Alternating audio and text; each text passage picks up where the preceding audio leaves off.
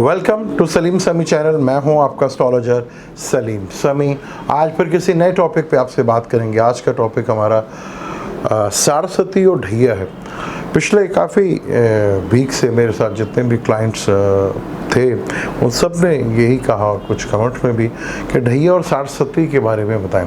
ज़्यादातर टेलीफोनिक लोगों ने बहुत ज़्यादा पूछा कि ढैया और सारस्वती से बहुत ज़्यादा डराया जाता है। तो आज इसी के ऊपर दोबारा हम वीडियो करते हैं और डिटेल से बताने की कोशिश करते हैं कि ढैया सारस्वती सिर्फ बुरे ही होते हैं या अच्छा भी होता है।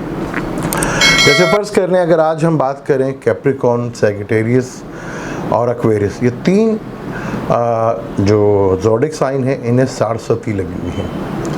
ये तीन ऐसे प्लैनेट्स हैं, ज़ोडिक साइन हैं, जिनमें अगर मून यहाँ पे बैठा हो सैजिटेरियस में या कैप्रिकॉर्न में या एक्वेरियस में, तो ये सारस्वती इनको लगेगी। कोई सा भी ज़ोडिक साइन हो, उससे जो पिछला घर होता है, जैसे सैजिटेरियस को कह लें, सैजिटेरियस का जो पिछला घर है वो स्कॉर्पियो है, यानी जब मून स्कॉर्पियो में था तब इन्हें सैटर्न यहाँ पे था तो सारस्वती शुरू हुई थी। जैसे एक्वेरियस की कह लें कि ये पहली सारस्वती है, जिनका भी मून एक्वेरियस का है, तो कैप्रिकॉर्न में सैटर्न बैठा हुआ है तो एक्वेरियस वालों की ये पहली सारस्वती शुरू हो गई। सारस्वती 7.5 साल की होती है और एक घर में 2.5 साल गुजारते हैं। तो 2.5 साल कैप्रिकॉर्न में रहा सैटर्न, उसके बाद एक्वेरियस में आएगा, फिर ये पाइसेस में आएगा। तो ये सैजिटेरियस वालों के आखिरी सारस्वती है, जिसको उतरती हुई सारस्वती भी कहा जाता है। और ढैया जो है वो मून से चौथे घर में जो भी प्लेनेट होगा, जैसे लिब्रा है, लिब्रा के चौथे घर में सैटर्न है, लेकिन यहाँ पर केंद्र में भी है लिब्रा के, जिसको यहाँ पर शाशा योग भी लगता है। तो यहाँ और लिब्रा लगन में सैटर्न योग कारक प्लेनेट है, केंद्र और त्रिकोण का मालिक भी है। उसके बावजूद लिब्रंस कि अच्छा टाइम चल रहा है ट्रांजिट में, जितना भी अगर ये ढैया है भी तो वो अच्छा टाइम ज़रूर चल रहा है। हाँ, 4th हाउस में सैटर्न को अच्छा नहीं माना जाता। इसी तरह जमनाई का मून साइन से, अगर जमनाई आपका मून साइन है तो 8वें घर में सैटर्न बैठा हुआ है। हालांकि वहाँ पे भी सैटर्न अपने घर का है, लेकिन सैटर्न 8वें घर का है। तो एक तो सबसे पहले तो है ये ज़िंदगी के लिए बहुत अच्छा होता है और वहाँ आपकी ज़िंदगी की बहुत अच्छी ये गारंटी देता है कि आपकी ज़िंदगी को कोई ख़ास मसला नहीं आएगा, क्योंकि 8वें का मालिक अगर 8वें में बैठा हो तो काफ़ी स्ट्रॉन्ग माना जाता है। अब सैटर्न जिधर बैठता है उसके असरात वहाँ कम पड़ते हैं। अब जहाँ देखता है वहाँ पे इसके असरात बहुत तेज़ी से आपको नज़र आते हैं। फर्स्ट करें सैटर्न की जो टोटल इसकी अपनी भी नज़र है, तीसरी और 10वीं नज़र, 7वीं नज़र हर प्लेनेट की होती है। फ़र्ज़ कर लें सैजिटेरियस की अगर हम बात करें तो अभी सैजिटेरियस के दूसरे घर में सैटर्न बैठा हुआ है। स्कॉर्पियो से शुरू हुई थी इनकी सारस्वती और आखिरी सारस्वती है। तो यहाँ से तीसरे घर से तीसरी नज़र पर सैटर्न की जो तीसरी नज़र है वो चौथे हाउस पे पड़ रही है, यानी कि सैजिटेरियस वालों के लिए बहुत ज़्यादा एफर्ट्स करनी पड़ रही है अपने घर के माहौल को पीसफुल करने के लिए। तो सैटर्न की तीसरी नज़र एफर्ट्स करवाती है। सैटर्न जैसे तीसरा घर एफर्ट्स का घर है, तो सैटर्न की तीसरी नज़र जो है वो आपको एफर्ट्स वहाँ पे बहुत ज़्यादा करनी पड़ती है। तो आपने देखा सैजिटेरियस वालों को अपने घर का माहौल के लिए काफ़ी ज़्यादा एफर्ट करनी पड़ी होगी, उसके लिए काफ़ी ज़्यादा स्ट्रगल करनी पड़ी होगी। और 10वीं नज़र जब सैटर्न कहीं देखते हैं तो उसकी 10वीं नज़र जो है वहाँ पे आप जहाँ पे भी बढ़ती है, जब अगर हम सैजिटेरियस की बात करें तो कैप्रिकॉर्न का दूसरा घर है, तो 11वें घर पर उसकी नज़र पड़ रही है। तो 11वां घर लाभ का घर भी होता है, डिज़ायर का घर भी होता है, बड़े बहन भाइयों का भी होता है, दोस्तों का भी घर होता है। तो इस जगह जहाँ सैटर्न की 10वीं नज़र पड़ रही है वहाँ आपको अपने अमल, जो काम है, जो अमल हैं आपके, जो कर्म हैं आपके, वहाँ आपको बेहतरी लानी होती है। वहाँ डिसिप्लिन, क्योंकि सैटर्न जो है डिसिप्लिन का कारक भी है और डिले का भी कारक है। हमारे यहाँ लोग सारस्वती को इतना मनहूस बता देते हैं कि भाई सारस्वती लग गई भाई तुम्हारा तो बेड़ा गर्क होने वाला है। कुछ ज़ोडिक साइन के लिए थोड़ा ये तकलीफ दे होता है, लेकिन उसमें खाली सारस्वती को ही नहीं देखा जाता, उसमें प्लैनेट्स को भी देखा जाता है कि अगर सारस्वती या ढैया लगा हुआ है तो सैटर्न की कुंडली में कंडीशंस क्या है, अच्छा है, बुरा है, और दिशा किसकी चल रही है। क्योंकि सारस्वती और ढैया तो ये तो ट्रांजिट है, 50% आप पैसा कर लेगा, लेकिन 50% 100% तब होता है जब दिशा, उस टाइम कोई दिशा ख़राब चल रही हो या किसी ख़राब प्लैनेट की दिशा चल रही हो या सैटर्न ही की दिशा चल रही हो, अगर वो कुंडली में अच्छा ना बैठा हो तब ये स्ट्रगल बढ़ती है। वरना सारस्वती में आपके ऊपर जिम्मेदारियाँ बढ़ती हैं, आप पर बर्डन बढ़ता है और आप इस काबिल होते हैं तो आप पे बर्डन बढ़ता है और आप बड़े ज़बरदस्त अंदाज में सारस्वती में वो टाइम बड़ा अच्छा गुजार लेते हैं। जिनके सारस्वती में मैंने अक्सर लोगों को सारस्वती में बनते हुए देखा है, मुझे खुद सारस्वती लगी थी और मैं खुद सारस्वती में बहुत ज़्यादा अपने आप को बेहतर किया था। जितनी भी बेहतरी आई थी, जिम्मेदारियाँ बढ़ी थी, शादी भी सारस्वती में होती है, अगर जिम्मेदारी बढ़ती है तो हमारे यहाँ पे लोग बहुत ज़्यादा डरा देते हैं कि नहीं जी अब आपका सारस्वती होगी तो अब आपका बेड़ा गर्क हो जाएगा, ये हो जाएगा, आपको तबाही होगी, आपका काम तबाह हो जाएगा, बर्बाद हो जाएगा। ऐसा कुछ भी नहीं है। फ़र्ज़ कर लें अगर हम एरियस लगन की बात करें तो एरियस लगन का सैटर्न 10वें और 11वें घर का मालिक होता है, यानी केंद्र का और 11वें घर का मालिक है। अब सैटर्न केंद्र का बहुत अच्छा है, 11वें घर का भी मालिक, लेकिन जब 11वें घर को हम दिशाओं से पढ़ते हैं तो 3 शडाई का मालिक हो जाता है। तो 3 शडाई मालिक की जब भी दिशा होती है तो उसको बुरा माना जाता है। तो सैटर्न एरियस लगन वालों के लिए 3 शडाई का मालिक भी है, तो 3 शडाई की दिशा को हमेशा बुरा माना जाता है। लेकिन यही अगर सैटर्न को क्या नहस्त्रीन प्लैनेट माना जाता है, यही केंद्र में बैठा हुआ हो या त्रिकोण में बैठा हुआ हो तो इसके रिजल्ट अच्छे भी मिलते हैं। यहाँ देखना पड़ता है कि आपका चार्ट और आपका ज़ोडिक साइन क्या है। ल्यू लगन वालों के लिए, कैंसर लगन वालों के लिए, पाइसेस लगन वालों के लिए, स्कॉर्पियो लगन वालों के लिए, सैजिटेरियस लगन वालों के लिए, ख़ासतौर पर ल्यू और कैंसर वालों के लिए ये बहुत ज़्यादा थोड़ा सा ढैया या सारस्वती अफेक्ट करता है। फ़र्ज़ कर लें अगर जमनाए वालों की बात कर रहे हो जिनको ढैया लगा हुआ तो तीसरी नज़र से उनके कैरियर के घर पे देख रहे हैं, यानी कि कर्म के घर में यानी अमल के घर पे जो उनका कैरियर है, तो वहाँ वो एफर्ट्स आप देखें जमनाए वालों को जब से ये लगी हुई है 26 जनवरी 2020 से आया हुआ है, तो उन्हें अपनी वर्किंग प्लेस में कैरियर में काफ़ी स्ट्रगल देखनी पड़ी, क्योंकि 8वां घर प्रॉब्लम्स का घर भी होता है। हमारी जितनी भी प्रॉब्लम है वो 8वें घर से ही होती हैं। अगर आप 8वें घर से रिलेटेड ही काम करना शुरू कर दें तो चीज़ों में बहुत ज़्यादा आपको फ़र्क महसूस होता है, चीज़ें बेहतर होती हुई नज़र आती हैं। और जब ये 10वीं नज़र से देखता है 8वें से 5वें घर को, 5वां घर बहुत ही इम्पोर्टेंट होता है। वो सबसे पहले आपके जहन का घर, यानी कि आपकी जहानत, आपकी अकल।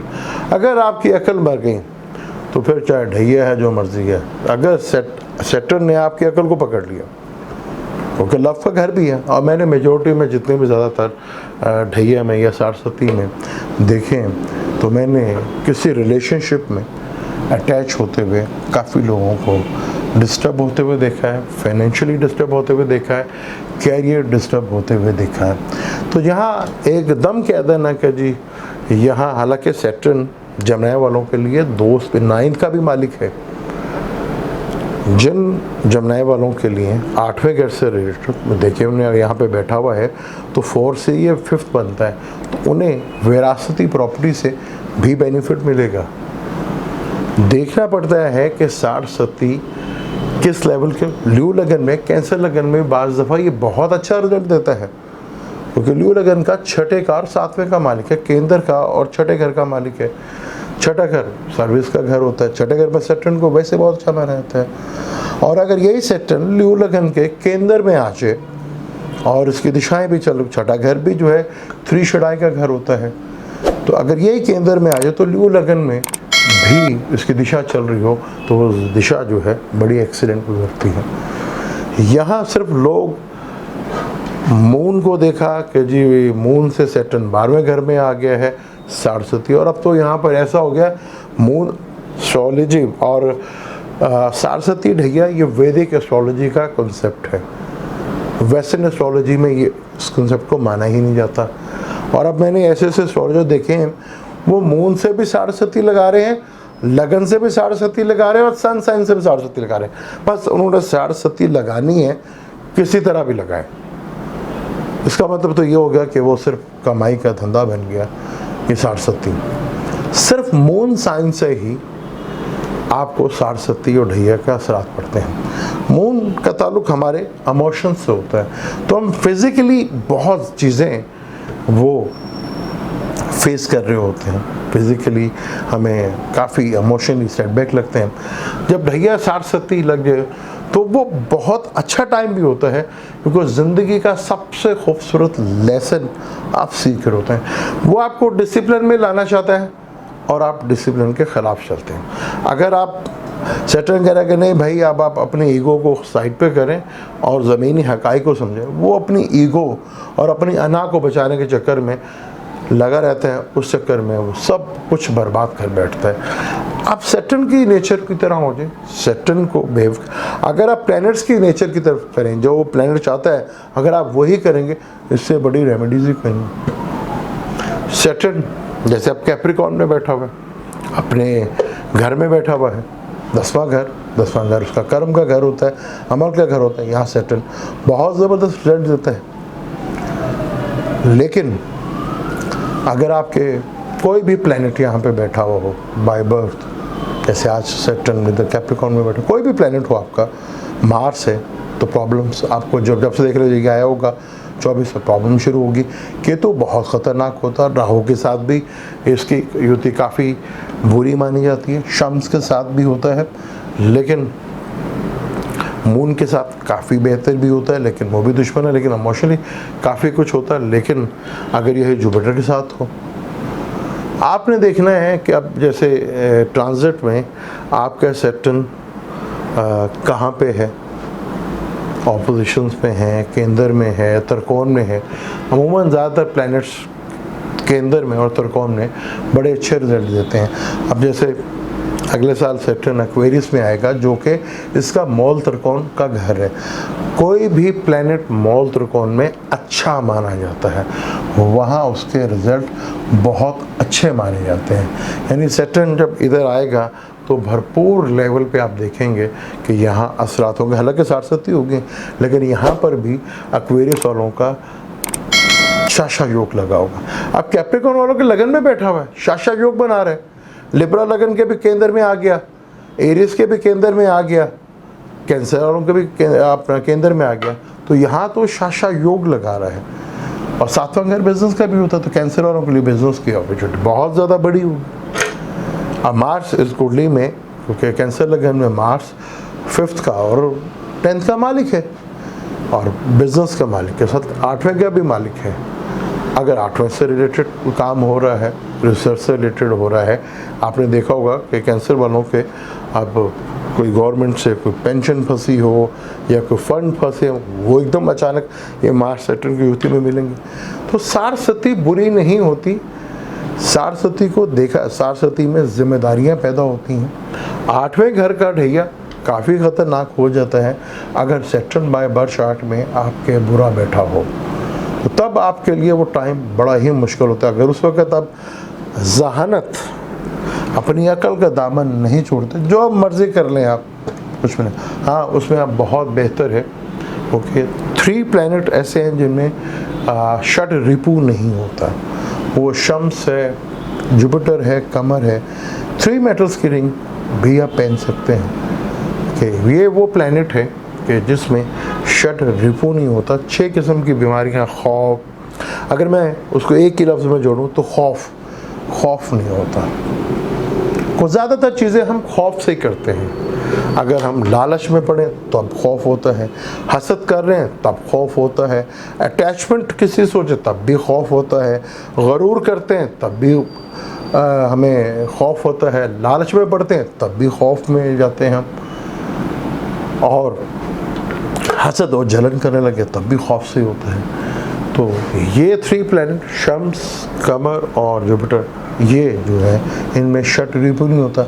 सैटर्न की साढ़ सती हालांकि कैप्रिकॉर्न को भी लगी हुई है, एक्वेरियस को लगी। एक्वेरियस का बेहतरीन आप लगा लें 12वें घर में, 12वें घर का मालिक 12वें घर में बैठा, वो भी उसी का घर है। तो यानी कि बैरून मुल्क जाने का जितने भी एक्वेरियस हैं, अगर वो प्लान कर रहे हैं तो उनका 100% यहाँ प्लान पूरा होगा। और अगर वो इन्वेस्टमेंट कर रहे हैं, उनका 12वां घर इन्वेस्टमेंट का भी है, इन्वेस्टमेंट का मालिक इन्वेस्टमेंट में बैठा, यहाँ देखेंगे चीज़ें उनकी बेहतर होंगी। सेकेंडरीज में न्यूट्रल माना जाता है, लेकिन अब वो अपने घर में है। बेशक दूसरे घर में सैटर्न को अच्छा नहीं माना था, लेकिन यहाँ सैटर्न जो है वो दूसरे घर का मालिक है और 5वें घर मालिक के साथ इसकी ऑपोजिशन हो रही है। तो आप देखेंगे सेकेंडरीज वालों को भी इस मार्स और सैटर्न की ऑपोजिशन में सारस्वती में भी पैसा मिलेगा। इसी तरह जमनाई वालों का भी है, क्योंकि 11वें का मालिक है और 9 का मालिक है। लक्ष्मी स्थान उसे कहते हैं जहाँ पैसा मिलता है, तो जमनाई वालों को भी मिलेगा। तो सारस्वती और ढैया से डराया गया है और इस तरह डरा दिया गया है कि उन्होंने कमर से सारस्वती और ढैया देखा जाता है, उन्होंने असेंडेंट से भी कह दिया और सन साइन से भी कह दिया। जो ये कहते हैं वो झूठ बोल रहे हैं, वो आपको ब्लैकमेल कर रहे हैं। सिर्फ और सिर्फ मून साइन से, वो भी आपका चार्ट ही बताएगा। इसलिए मैं बहुत कम रेमेडीज़ बताता हूँ। जनरल रेमेडीज़ यही है कि आप ज़्यादातर जो है पढ़ने की आदत डालें और लिखने की आदत डालें, तो बहुत सी चीज़ें आपको वैसे ही बेहतर हो जाती हैं। तो यहाँ पर कोशिश आप ये करें कि आप अपना चार्ट को किसी अच्छे एस्ट्रोलॉजर से रीड करवाएं कि आपका चार्ट में वाकई ही सारस्वती आपको असर कर रही है या नहीं कर रही। सारस्वती में अगर कोई प्रॉब्लम आ भी जाए तो आप जगह चेंज कर लें तो बहुत, लेकिन ऐसी दिमाग सुई फंसती है ढैया में, आप सोचते हैं कि वो नहीं भी होता, लेकिन यहाँ करने से चीज़ों में बहुत हद तक बेहतरी आती है। इस टॉपिक को और डिटेल से लेके चलेंगे, बोर्ड के थ्रू भी आपको समझाने की कोशिश करूँगा किस तरह एक बारी बारी 12 जोडिक पे बात करेंगे कि सैटर्न अगर इधर होगा तो किस तरह उसके रिजल्ट मिलेंगे। आप मुझे दें इजाज़त, लेकिन जाने से पहले चैनल को सब्सक्राइब कर लीजिएगा और बेल के बटन को ज़रूर दबाइएगा। अल्लाह।